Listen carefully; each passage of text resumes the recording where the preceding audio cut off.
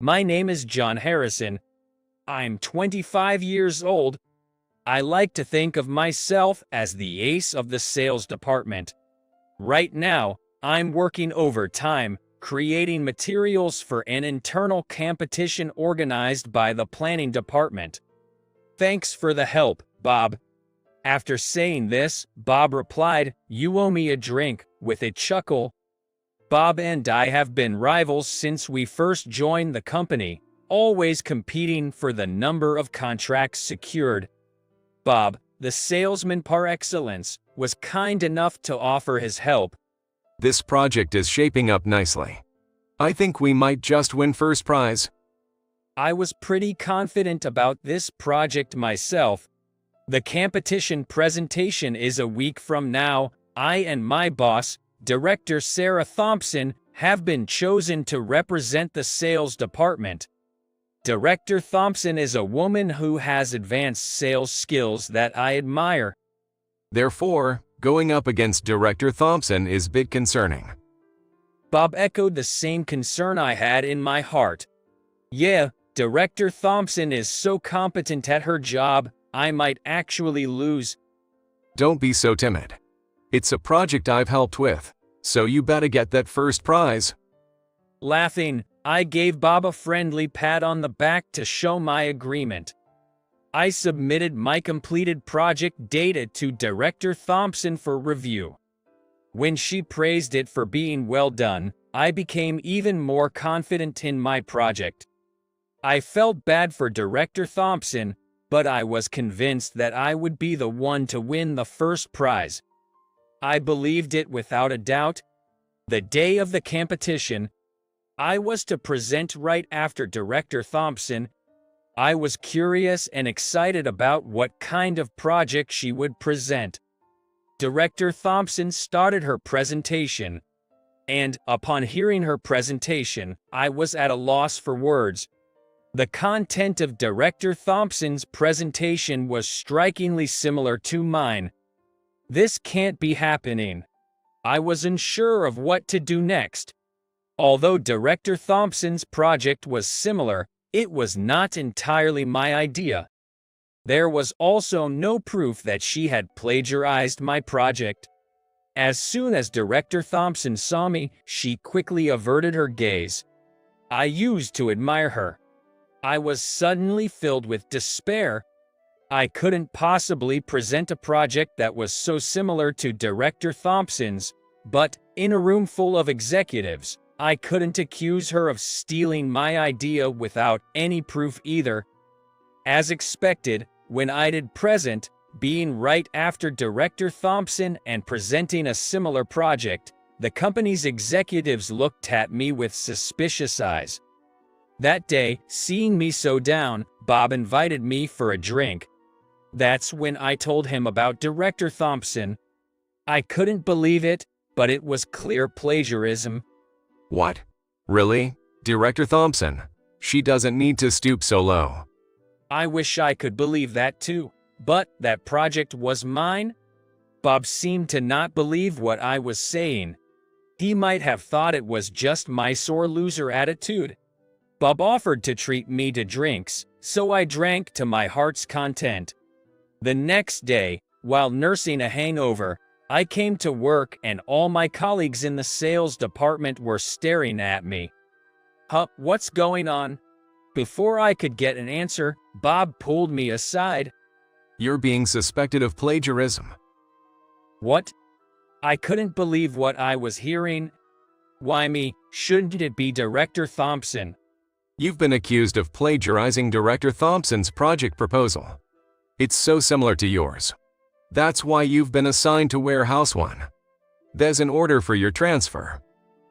I couldn't find the words to reply to Bob's statement. Warehouse 1? That's where the demoted ones end up. Me, there? There's no point in arguing now. It would only sound like an excuse. I don't want to stoop to making excuses. I've decided to comply with the order and transfer to Warehouse 1. I'm John Harrison, assigned to Warehouse 1 starting today. Pleased to meet you. As I introduce myself, a sparse and disinterested round of applause emerges. In Warehouse 1, inventory management is the main job. Unenthusiastic, middle-aged men are going about their work sluggishly. The only one willing to teach me is the lone woman, a part-time worker, a woman named Mary Davis who's 3 years my senior. Please, I look forward to working with you. As I bow my head, Mary studies me for a moment. Is there something on my face? When I ask, Mary looks as if she wants to say something. Could it be? Is something wrong? At my question, Mary laughs off. No, it's nothing. While silently working on warehouse duties, I occasionally converse with Mary. Mary said she enjoys simple tasks and keeps working if left alone. So, I started to remind her to take a break. When I hand her a can of coffee, she always thanks me. We spend our break times together in the warehouse's break room. Mary, why are you working part-time in a place like this? I voice my honest thoughts. It's not a judgment, but it does feel strange that she's 28 and working part-time here, especially when she seems competent. I'm intrigued why someone like her is working part-time in such a place. I enjoy monotonous work. With that, I couldn't question her any further. But isn't it too slow-paced here? True, the lack of work is a downside. We're more than enough to handle everything. Mary chuckles. Indeed, the other employees hardly seem to work. No surprise, considering this is where the demoted ones end up. I could have given in to despair and quit working, but I hope to return to the sales division someday. That's what I was thinking. It's intolerable to be wrongly accused, demoted, and end up falling off the ladder. I love my job in sales. Were you in the sales division before, John? I nod at Mary's words. Yes, I was. But I was accused of plagiarism in a recent project competition and got demoted. There's no point in hiding it, and I'm not at fault, so I don't feel embarrassed. Plagiarism. In reality, I was the one whose work was plagiarized. With that, I sip my coffee.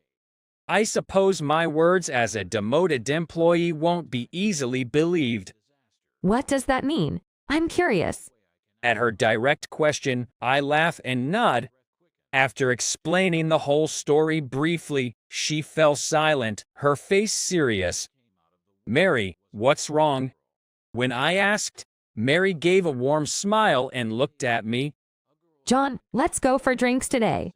Those unexpected words surprised me, but remembering about the plagiarism incident, I was feeling like having a drink. That sounds nice. Shall we go? At my words, Mary nodded enthusiastically. After finishing work on time, Mary and I decided to have a drink at a pub near the office. Cheers, we toasted, and I gulped down my beer. What did you want to talk about? As I asked this, nibbling on some edamame, Mary said, about the plagiarism, and her face became serious. Not knowing whether it was because no one had ever listened to her before, or because she was fueled by alcohol, she became talkative and talked about that day. So, Director Thompson stole your idea, didn't she, John? Well, that's just my side of the story.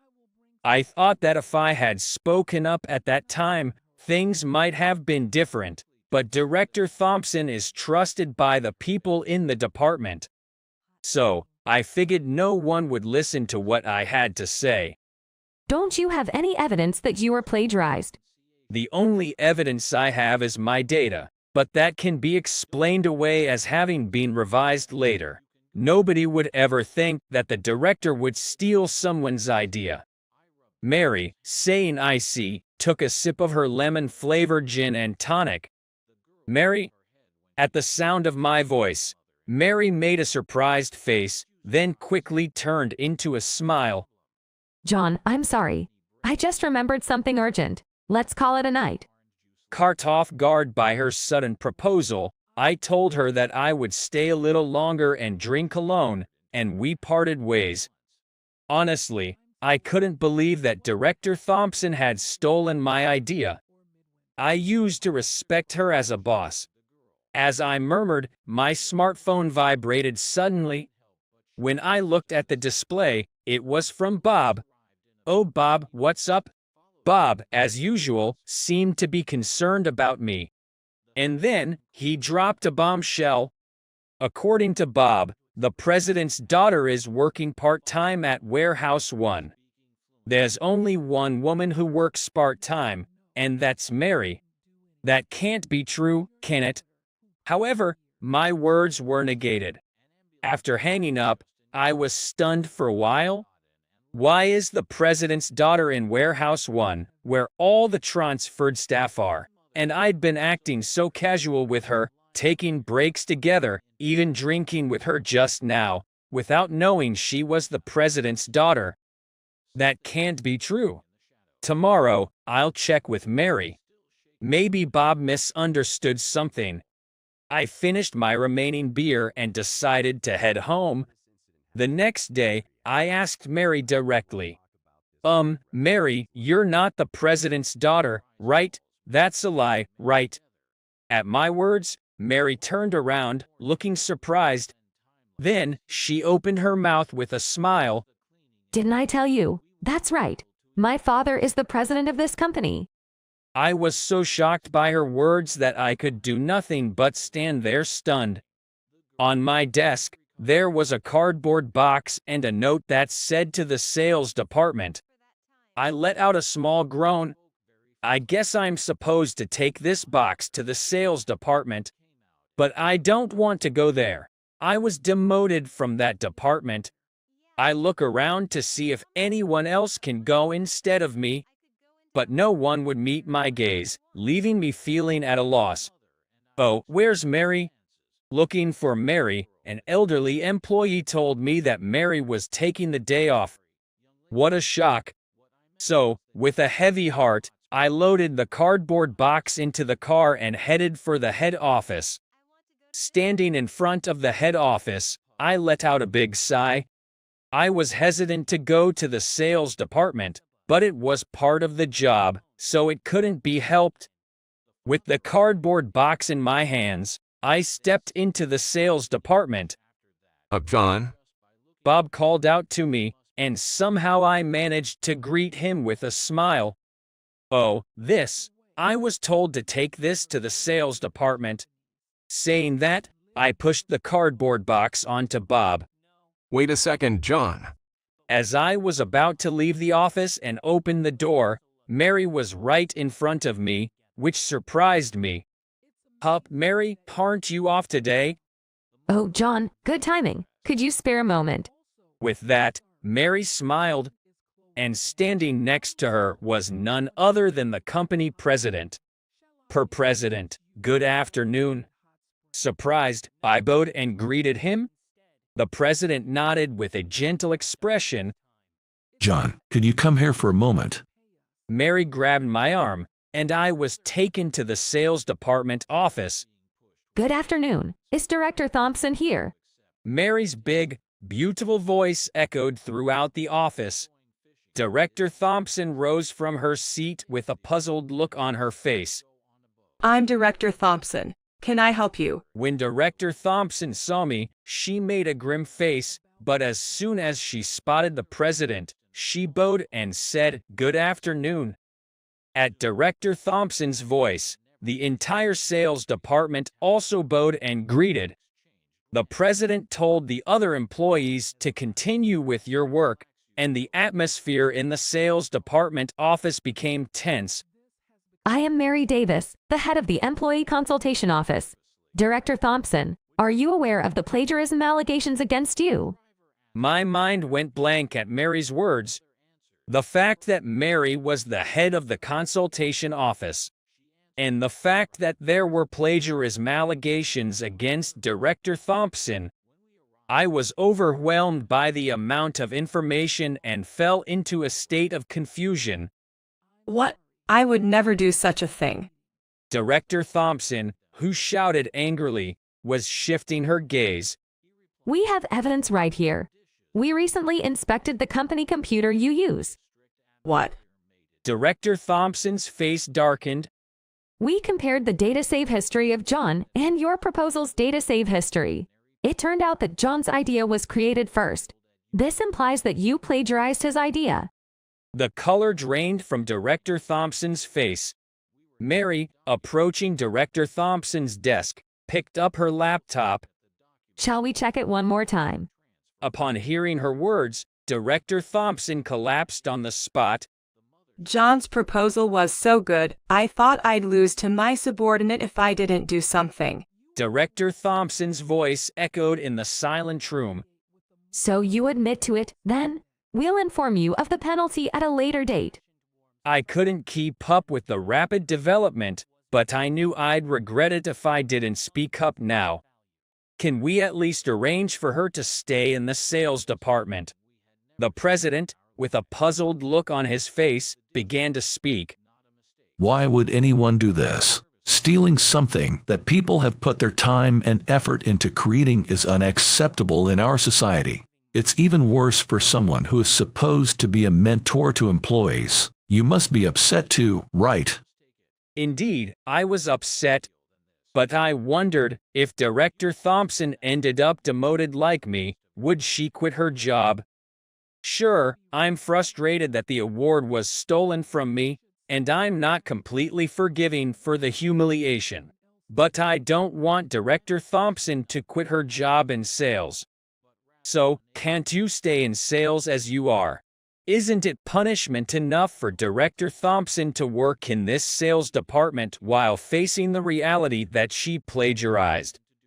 After a little thought, the president said, "All right," and decided to put off the punishment. Director Thompson apologized to me in tears.